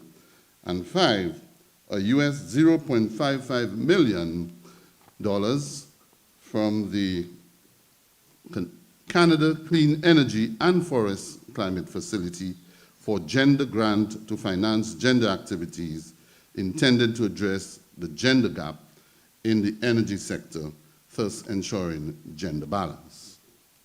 In addition, the government of St. Lucia will meet the cost of land leasing and/or land acquisition as needed and associated with implementing the project. Intentionally, we are addressing the risks with the involvement of the World Bank, a major partner in this project. The World Bank's long engagement in supporting geothermal development in St. Lucia has earned it the reputation of a trustworthy partner. The bank financed the previous project during the 2014-2016 period, named the Geothermal Resource Development Project, in partnership with the Clinton Climate Initiative and the Government of New Zealand. A surface exploration campaign was carried out then, which laid the foundation for the work that will be done under this RESDP, the Slim Well Drilling Program. And indeed, we are addressing the risk through public funding of the project via a multi-partner financing arrangement. This type of partnership is critical to the future viability of commercial geothermal energy production in St. Lucia. As earlier studies have demonstrated, reducing the costs of capital to finance geothermal projects is a critical determinant in arriving at the final cost of generating power, and consequently, the tariff. If the exploration drilling had to be financed by commercial developers, the cost of capital would be high, given the high risks associated with the slim well drilling. Moreover, rather than any one partner working alone, a collaboration or a collation of different partners promises to greatly enhance the effectiveness and impact of geothermal development in St. Lucia by bringing a critical amount of grant funding, concessional financing, and technical support to the table. I am confident that the support of the World Bank and the multi-donor funding agencies will be able to determine whether we have a viable resource or sufficient quality and quantity for the eventual geothermal power plant by the year 2029. This is our goal. This is our dream. This is our aspiration. And we make no excuses for wanting to confirm that we can release every St. Lucian of the burden, relieve every St. Lucian of the burden of overdependency on fossil fuel. Climate change and the resilience of small island developing states are among the most critical issues we face. Our Caribbean leaders must therefore continue to put clean energy at the forefront of discussions and must learn from each other's experiences, as we will learn from Dominica and St. Vincent and others. We must continue to have open dialogue and encourage the integration of renewable energy technologies in our energy mix, thus reducing our dependence on fossil fuels and the impact on the environment. Electricity rates in St. Lucia are a key element of economic competitiveness and growth, and therefore must be reliable, affordable, and competitive. While electricity is supplied reliably, the country remains almost completely dependent on imported fuels for diesel-based generation, resulting in a negative impact on the balance of trade, high electricity tariffs, and exposure to volatile global fuel market prices.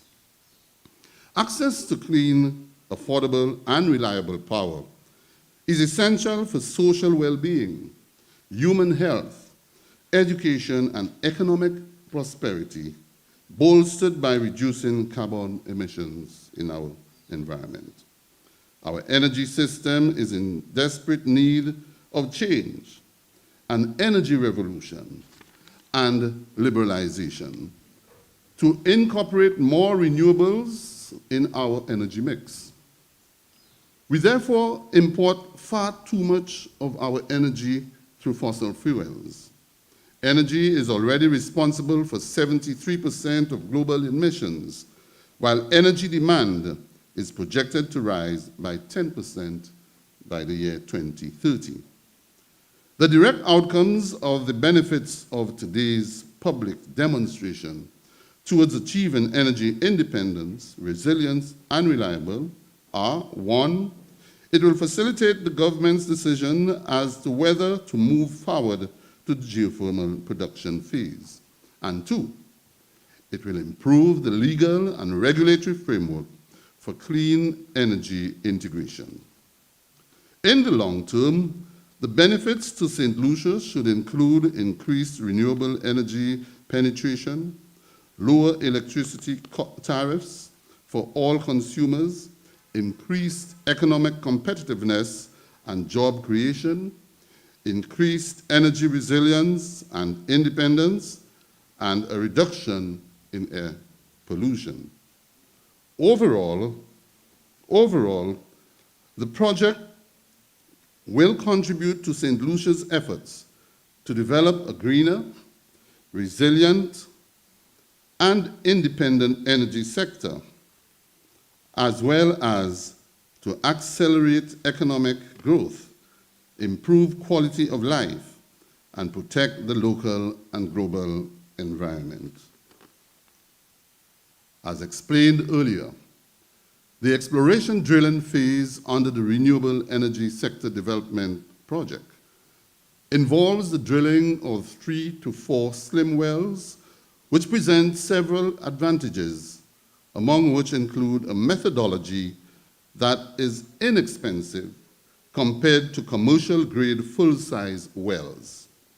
A slim well is typically 30% to 50% of the cost of a full-size well.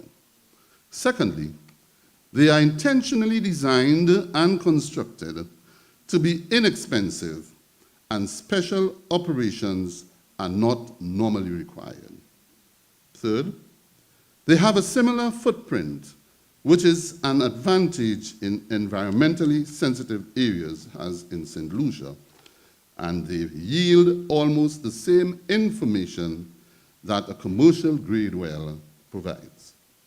The grant funding and concessional loan will finance drilling infrastructure works such as access roads, well pads, and water supply required for the drilling campaign.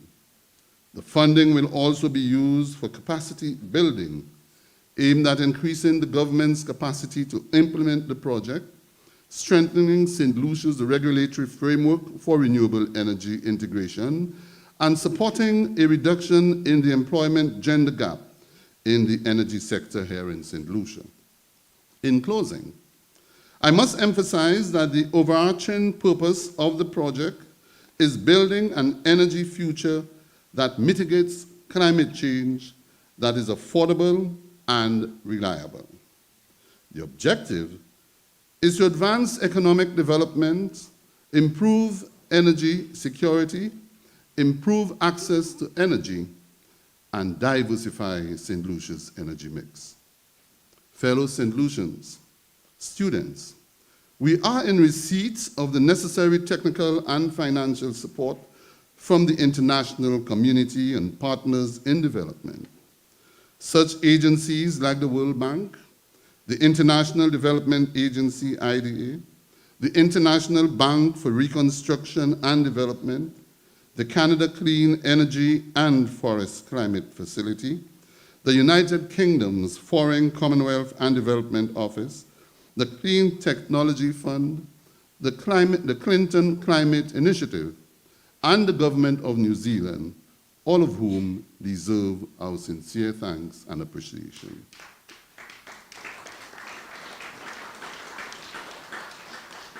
To all of you St. Lucians, particularly our students and those who will come, your own government has taken has taken and continues these bold initiatives, and to attain our aspiration as a developing nation, I now look forward to all of you, patriotic and responsible St. Lucians, for your support in making the renewable energy sector development project a success.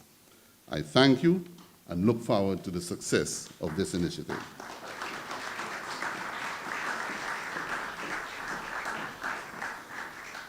Thank you very much, Minister King. Let us welcome the Prime Minister of St. Lucia, the Honorable Philip J. Pierre.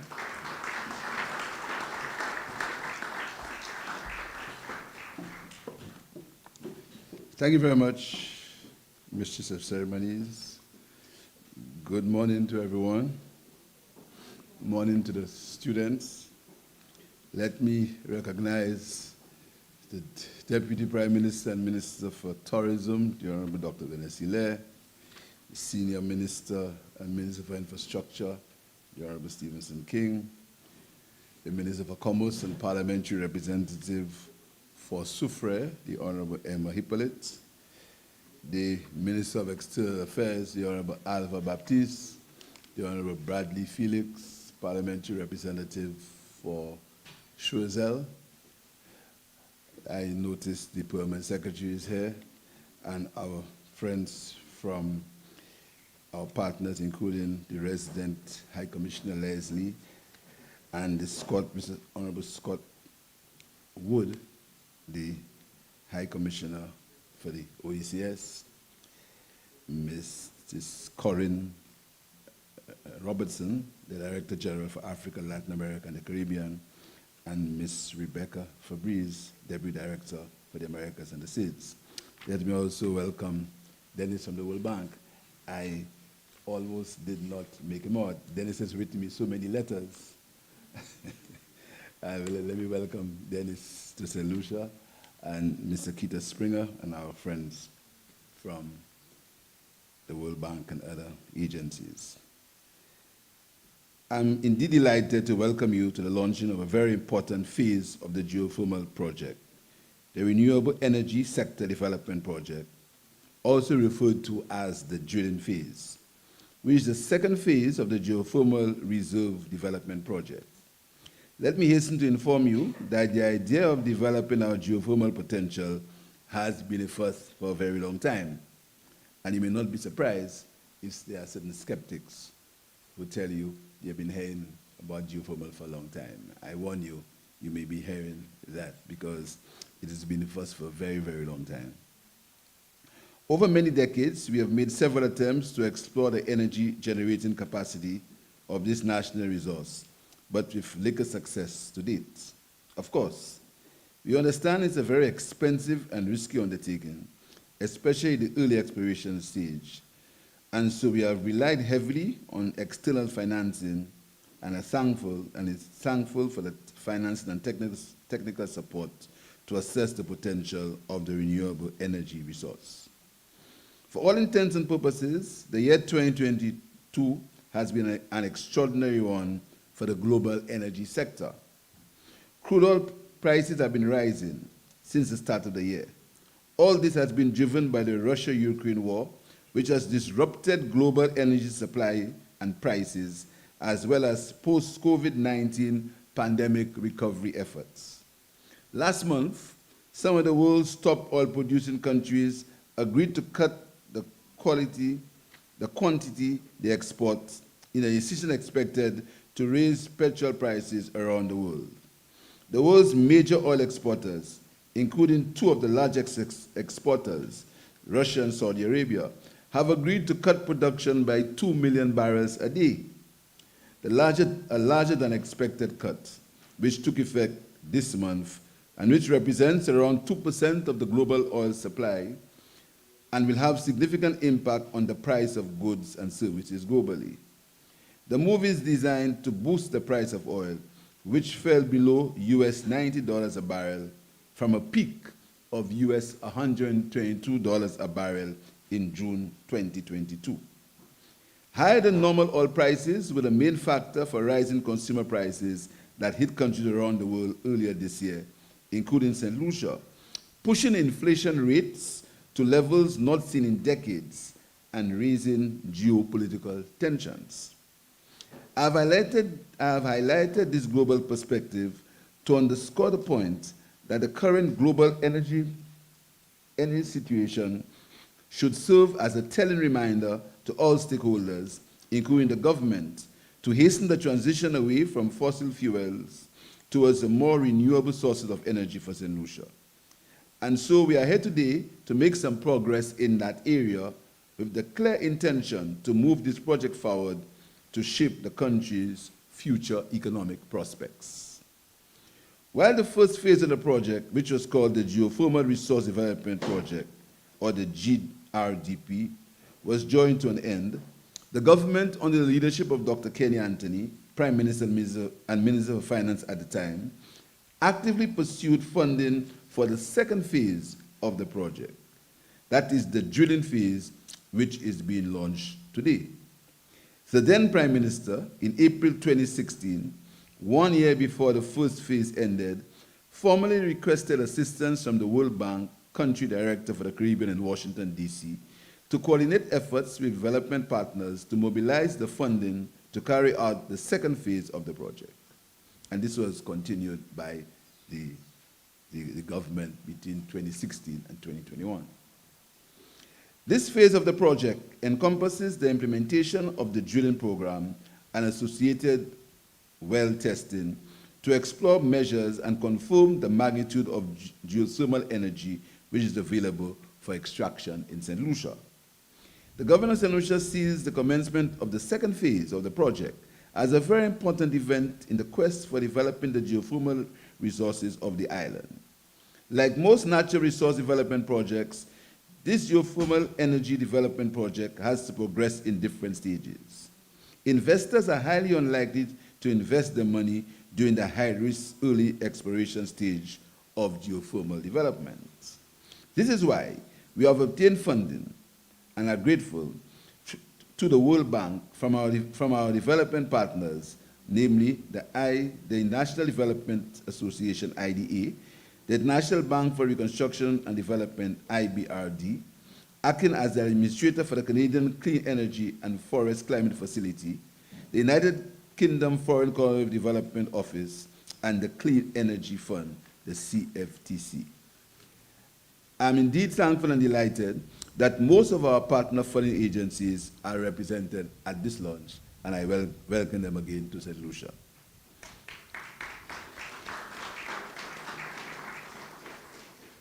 This is testament to the confidence the international community places in the potential of the project and its far-reaching benefits to the country. Thus far, the involvement of the World Bank has been instrumental in facilitating the government to implement this initiative, and we look forward to the bank's continued support. The government has secured US $21.682 million through the World Bank, which includes government's contribution to the project.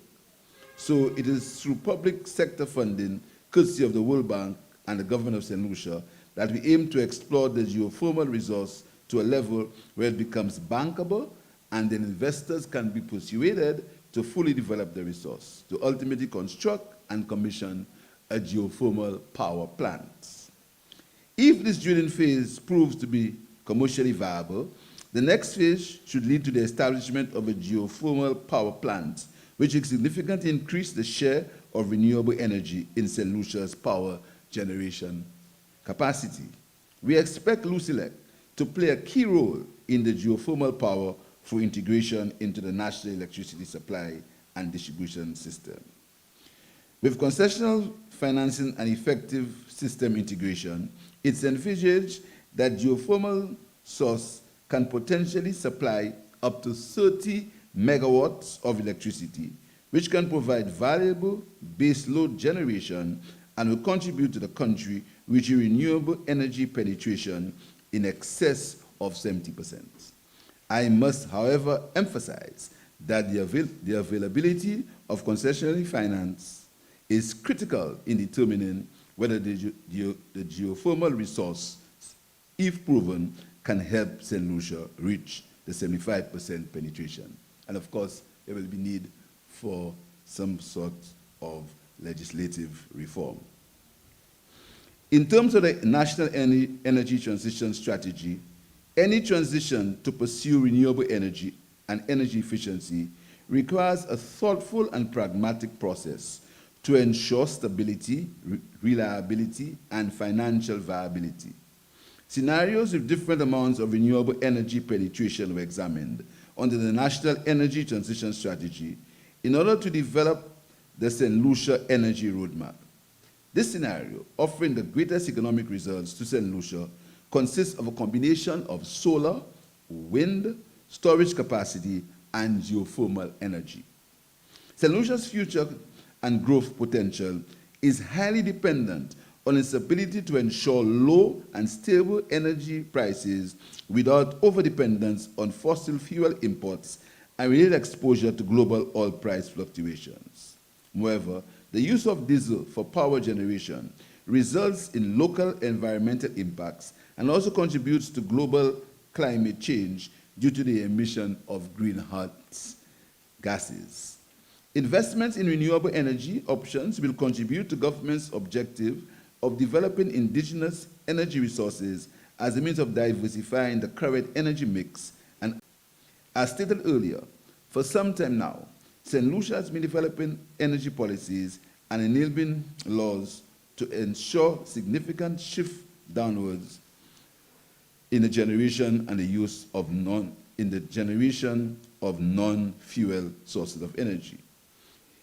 With the current energy security crisis and increase in prices serving as a daily reminder for us to press ahead, St. Lucia needs to fast-track the utilization of renewable energy to meet our household, commercial, and industrial needs, and to further position this country as a global competitor with a resilient modern economy. Similar to individual households and businesses, the high price of energy impacts the operations of governments. You would be aware that the government has been subsidizing the price of LGB cooking gas for many months now, together with the prices of flour, sugar, and rice. We will continue to provide that level of support until these prices stabilize in the months ahead. Our revenue intake from fuel taxes budgeted in the fiscal year ended 2022-2023 have also been reduced substantially. For the period ended October 31st, the net revenue generated from fuel taxes was $6.23 million, which is $29.02 million less than was budgeted for in the 22-23 budget. I want to repeat it.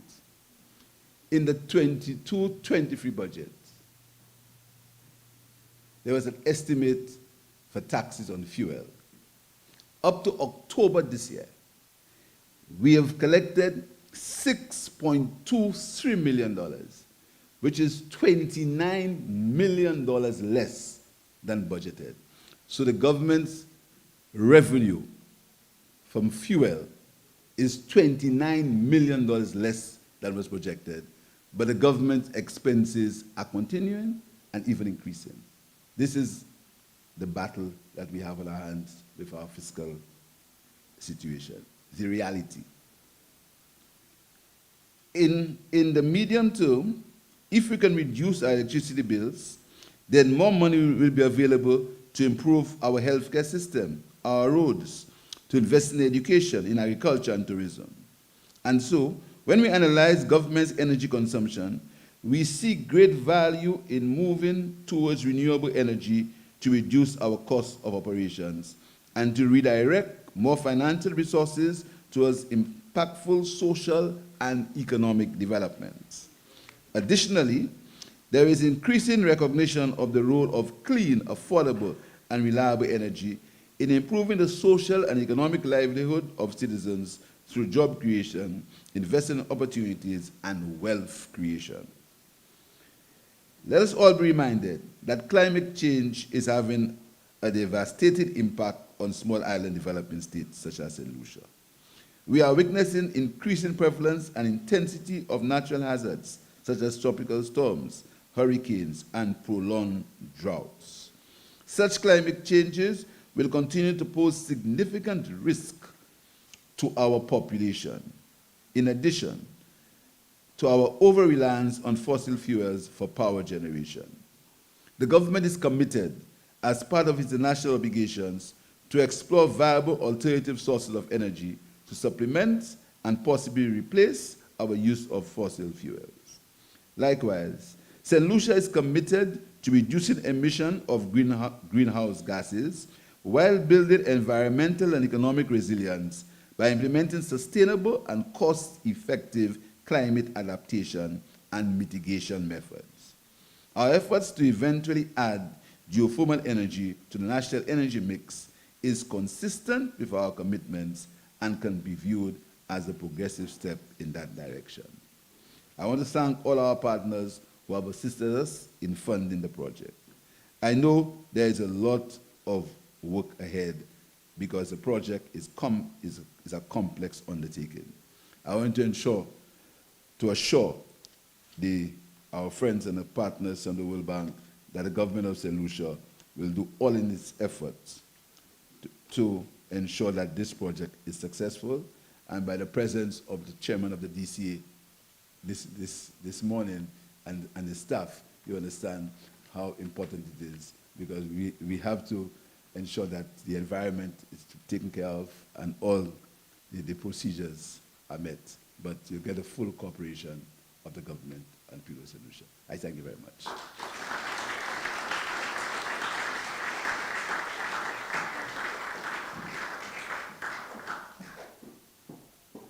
You're going to have to keep the applause going as I welcome the Permanent Secretary in the Ministry of Infrastructure, Ports, Transport, Mr. Ivor Daniel, and the Chairman of the Board of Sir Arthur Lewis Community College, Mr. Cletus Springer. Please make your way to the stage for the signing of the MOU. This MOU is signed between the Department of Infrastructure, Ports, Transport, and Sir Arthur Lewis Community College to launch the RESDP Scholarship and Apprenticeship Program. 32 scholarships will be awarded to females to pursue education in renewable energy fields at the Sir Arthur Lewis Community College. The purpose of the program is to narrow the gender gap in employment within the energy sector. We will now witness the signing of the MOU.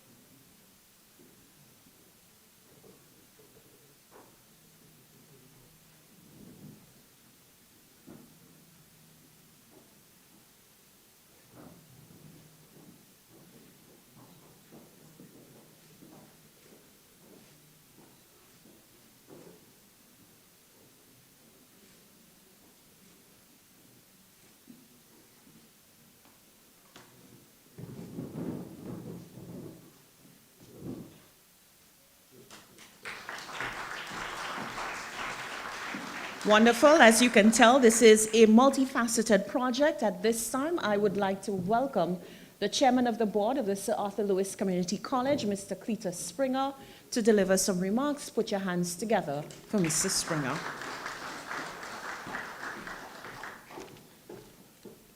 Thank you very much. Good morning, everybody. In the interest of time, and because my speech is a bit long, I have decided to accept the protocols already established. You will only know if I'm kidding or not at the end of my speech. Honorable Prime Minister, honorable ministers, honorable students, I call you honorable as well, to encourage you to aspire to be in the House of Parliament as they are at some point in your lives. Permit me a personal note. In 1986, I had just joined the Ministry of Planning when the planning for the geothermal drilling by a team called Big Chief was about to start in St. Lucia. And I remember our weekly planning meetings being very animated because this was the biggest project that we were undertaking at the time. And I want to acknowledge the contribution of my friend, Mr. Al Barthelme, in that effort and his continued involvement in this effort. I think this is a good plan. Prime Minister, I know you are pushing a youth economy. I think a retiree economy, an economy for retirees is equally appropriate. And I want to offer my services in that regard. I'm hopeful that this time around, the challenges that beset our efforts in 1986 will be a thing of the past, and that within the next 7 years or so, we will have a plant, a geothermal plant operating here in Soufriere. I was in Dominica for a risk and resilience conference 2 weeks ago, and I was a little bit jealous when my friend Dr. Vincent Henderson announced that the drilling rig had just arrived at the port and that they were in the process of moving it to the drilling site. So as you've heard, we have just signed this agreement, and I want to tell you that the Board of Governors of the Sir Arthur Lewis Community College, and indeed the entire community of faculty and students at the college are really delighted to be part of this project, which we see as promising some very far-reaching social and economic benefits for St. Lucia and as well for St. Lucians. You've heard references to recent events in the global oil market, which have reinforced the urgency for small states like St. Lucia to make what I call no regrets investments in renewable energy development. There have been oil crises before. 1970s, I remember them very vividly. 1980s, when we, in St. Lucia, we put in a whole sweep of energy conservation measures. Vehicles under 1,600 cc's were not allowed, and so on and so on. And we've gone from this to several epochs of energy crises. But this one is really, really rough. It's really rough because it's coming at a horrible time. It's coming at what we hope is the tail end of a devastating pandemic, and at a time when all governments, including ours, were looking forward to rebuilding their finances and so on. And you heard from Prime Minister Pierre how devastating that impact is on the energy surcharge or tax. In 2019, renewable energy accounted for nearly 12 million jobs worldwide. And it is estimated that by 2030, which is in another 30 years or so, another 78 million jobs will be added. But the ILO, the International Labour Organization, reminds us that these emerging jobs are conditional on the availability of skills and training. So in one word, this means education. In countries with mature renewable energy profiles, jobs in renewables are proven to be attractive to many young people. And as we know here in St. Lucia and across the Caribbean, there is no shortage of unemployed young people for these jobs. But they will need to be educated and trained. I see this as a call to action not just to the Sir Arthur Lewis Community College, but to the education community writ large. Our education system will need to be so designed that students can enter the renewables jobs market even while at primary school. I know that Minister Sean Edwards and the leadership in the Ministry of Education are not alarmed by this statement by me, and I know that they're aware that a paradigm shift is taking place in many developing countries, or developed countries as well, where a higher premium is being placed on competency than mere qualifications. In renewables, and more generally in science, technology, innovation, and research. I thank the leadership of the Ministry of Infrastructure for involving the Sir Arthur Lewis Community College in this transformative initiative. And I'd like to thank the representatives of the donor community for making this project possible.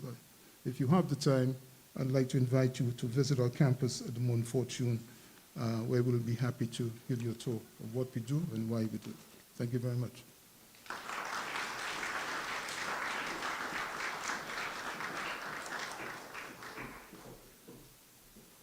Thank you very much, Mr. Springer. And with that, we come to the end of today's historic, game-changing, innovative, all of the adjectives that you can think of to describe the launch of today's program.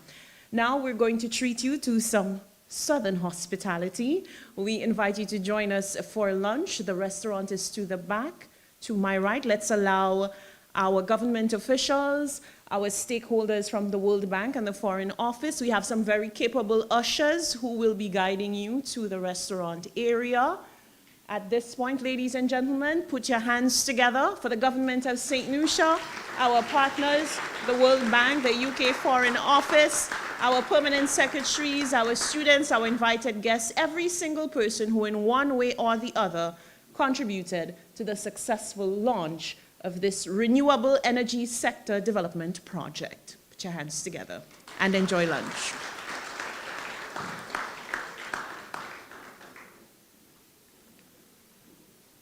Ushers, please come in.